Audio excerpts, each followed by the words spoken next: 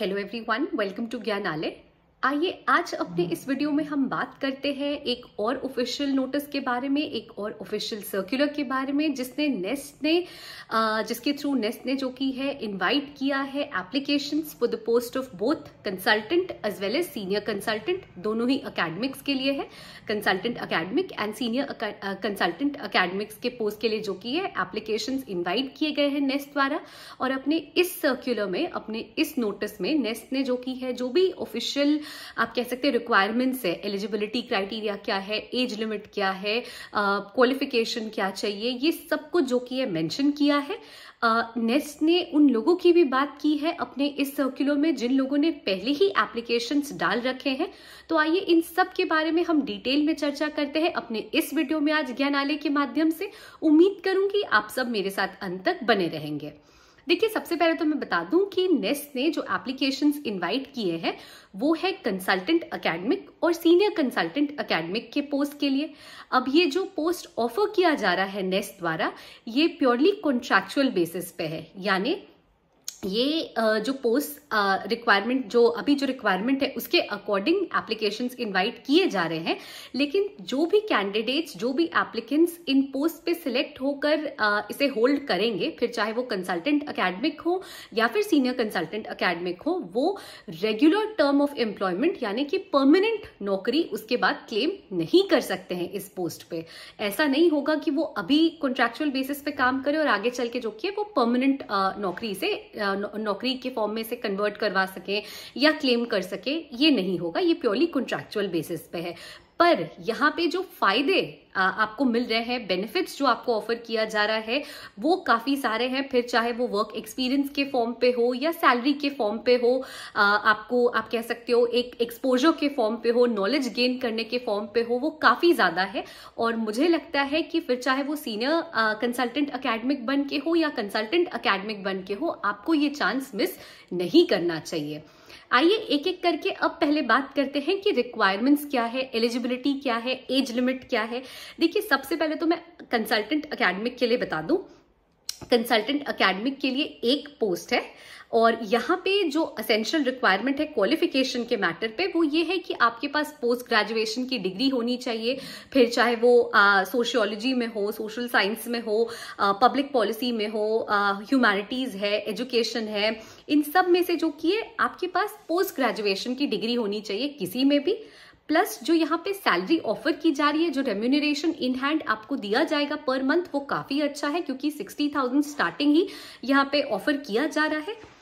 साथ ही साथ यहाँ पे जो पोस्ट क्वालिफिकेशन एक्सपीरियंस है, यानी आपके पास कितने सालों का एक्सपीरियंस होना चाहिए इस पोस्ट ग्रेजुएशन की डिग्री के बाद, तो आपके पास जो कि है कम से कम 2 साल का वर्क एक्सपीरियंस होना चाहिए। ऐसे अगर आपके पास यूएनडीपी या फिर यूनिसेफ की आप कह सकते हो वर्क एक्सपीरियंस है, तो वो डिजायरेबल है, वो और भी अच्छा है, उसे भी कंसिडर किया जाएगा। लेकिन जरूरी नहीं है कि यूएनडीपी या यूनिसेफ का ही आपके पास 2 साल का एक्सपीरियंस होना चाहिए। 2 साल का वर्क एक्सपीरियंस होना चाहिए। हाँ, पर अगर यूएनडीपी या यूनिसेफ में है तो वो और ज्यादा अच्छा कंसिडर किया जाएगा, उसे और प्रायोरिटी दी जाएगी। अब बात करते हैं एज लिमिट के लिए। तो देखिए, जो एज लिमिट कैलकुलेट करने का क्राइटेरिया है, जो लास्ट डेट है अपर एज लिमिट के लिए, वो इन्होंने रखा है एज ऑन 1 9 2024। यानी कि ये बात करें 1 सितंबर 2024 तक का जो एज लिमिट कैलकुलेट करने का क्राइटेरिया है, वो उन्होंने 1 सितंबर 2024 तक का रखा है। और आपकी अपर एज लिमिट जो कि 45 साल से ऊपर नहीं होनी चाहिए, आपका एज 45 साल से ऊपर क्रॉस नहीं कर रहा होना चाहिए। साथ ही साथ देखिए, अगर मैं बात करूं सीनियर कंसल्टेंट अकेडमिक की, तो यहाँ पे भी आपके पास पोस्ट ग्रेजुएशन की डिग्री होनी चाहिए। और चाहे फिर वो पब्लिक पॉलिसी में हो, सोशल साइंस में हो, सोशियोलॉजी में हो, या फिर किसी और आप कह सकते हो सब्जेक्ट से हो, किसी भी रिकॉग्नाइज्ड यूनिवर्सिटी से हो, आपके पास नॉलेज भी होना चाहिए, पेडागोजी का है, रिसर्च मेथड्स का है।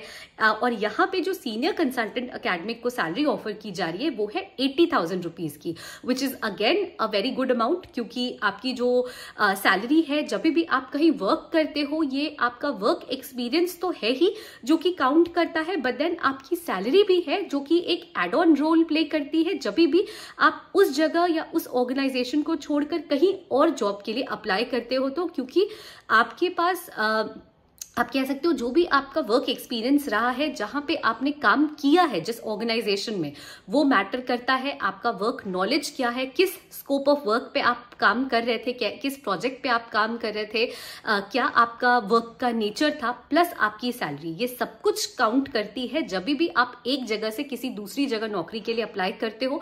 तो देखिए, सबसे पहले तो आप एक गवर्नमेंट ऑर्गेनाइजेशन में काम करोगे अगर आप नेस्ट के लिए अप्लाई कर रहे हो तो, और आपका सिलेक्शन हो जाता है, प्लस 2 कॉन्ट्रैक्चुअल, बट देन आपके पास जो कि एक वर्क एक्सपीरियंस जुड़ जाएगा गवर्नमेंट ऑर्गेनाइजेशन का, प्लस नेचर ऑफ वर्क जो यहाँ पे रहेगा, जो स्कोप ऑफ वर्क है वो एड ऑन हो जाएगा, और उसके बाद है आपकी सैलरी, ताकि आप नेगोशिएट कर पाओगे जिस भी नेक्स्ट ऑर्गेनाइजेशन या कंपनी में आप अप्लाई करते हो, और वहां पे जो कि है आपको इन हैंड जो सैलरी भी वो ऑफर करेंगे, वो जो आपके प्रीवियस ऑर्गेनाइजेशन में ऑफर किया जा रहा था उससे प्लस ही होगा। तो देखिए, यहाँ पे बेनिफिट्स बहुत सारे हैं। अगर आप यहाँ पे 2 कॉन्ट्रैक्चुअल जॉब 1 साल की है, इसका जो टेन्योर है वो भी मैं बता दूंगी 1 साल का है, लेकिन इसे फर्दर एक्सटेंड भी किया जा सकता है, और जब ये फर्दर एक्सटेंड होगा तो 2% का इंक्रीमेंट भी होगा आपकी सैलरी में, फिर चाहे वो कंसल्टेंट एकेडमिक की सैलरी हो 60,000 की, या फिर सीनियर कंसल्टेंट अकेडमिक की सैलरी हो 80,000 की, यहाँ पे आपको 2% का इंक्रीमेंट भी देखने को मिलेगा। तो ये आई थिंक कि बहुत अच्छी अपॉर्चुनिटी है।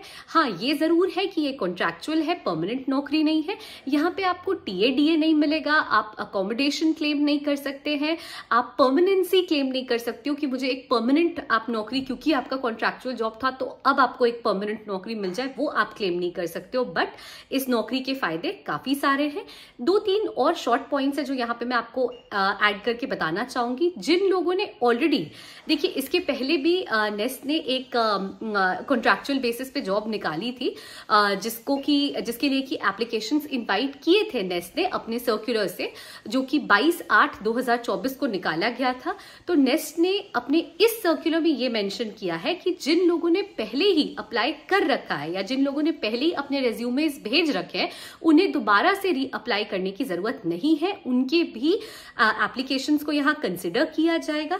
साथ ही साथ जिन लोगों को लगता है कि हाँ वो क्वालिफाइड है, उनके पास पोस्ट ग्रेजुएशन की डिग्री है, उनके पास वर्क एक्सपीरियंस है, फिर चाहे वो कंसल्टेंट के लिए हो जहां पे 2 साल का वर्क एक्सपीरियंस मांगा गया है, या सीनियर कंसल्टेंट के लिए हो जहां पे 7 साल का वर्क एक्सपीरियंस मांगा गया है। और देखिए, दोनों में एज लिमिट भी वही है, 45 साल की सीनियर कंसल्टेंट के लिए भी और 45 साल की कंसल्टेंट के लिए भी। तो जो भी इन सारे रिक्वायरमेंट्स को फुलफिल कर रहे हैं, उनको जो की है अपना जो एप्लीकेशन है मेंशन करते हुए कि it is for application for the post और application for engagement of consultant के लिए अप्लाई करे हो या सीनियर कंसल्टेंट के लिए, आपको वो मेंशन करना है। और लेटेस्ट बाय 29/10 यानी 29 अक्टूबर 2024 तक ज्वाइंट कमिश्नर नेस्ट को Jeevan Tara building, parliament street, new Delhi को एड्रेस करते हुए आपको जो की है भेज देना है, और फिर फर्दर जो की है आपको उसके हिसाब से मेल किया जाएगा। जो भी कैंडिडेट शॉर्टलिस्ट होंगे उसके हिसाब से आपको जो की है कॉल किया जाएगा या इन्फॉर्म किया जाएगा। देखिए, साथ ही साथ इन्होंने एक एप्लीकेशन भी जो कि एनेक्सर 2 में जो सर्कुलर है, उस सर्कुलर में ही जो कि इन्होंने एक एप्लीकेशन फॉर्मेट भी अटैच किया है, जहां पे आपको अपना एक फोटोग्राफ, पासपोर्ट साइज फोटोग्राफ है, स्कैन करके लगाना है।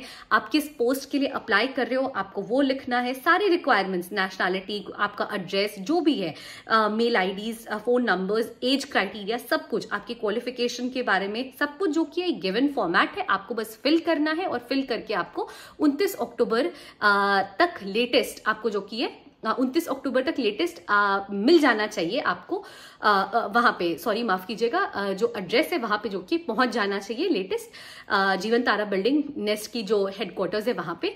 तो आपको जो कि है बस ये सेंड कर देना है इस गिवन फॉर्मेट में। तो मुझे लगता है देखिए काफी अच्छी अपॉर्चुनिटी है उन लोगों के लिए जो कि बस सर्च ऑफ एम्प्लॉयमेंट में है, उन लोगों के लिए जिनके पास की डिग्री है, जो कि नौकरी की तलाश में है, जिन्हें की अभी नीड ऑफ द आवर ये है कि उन्हें जॉब चाहिए, फिर चाहे वो परमानेंट हो या कॉन्ट्रैक्चुअल हो, ये मैटर नहीं कर रहा है। भले कॉन्ट्रैक्चुअल जॉब है, 1 साल का है, एक्सटेंडेबल है, सैलरी अच्छी पे कर रहे हैं, वर्क एक्सपीरियंस अच्छा मिलेगा, ऑर्गेनाइजेशन का टैग आपके साथ जुड़ेगा, जो कि आपको आगे फ्यूचर में भी दूसरी किसी नौकरी को आप कह सकते हो किसी ऑर्गेनाइजेशन में काम करने में हेल्प करेगा।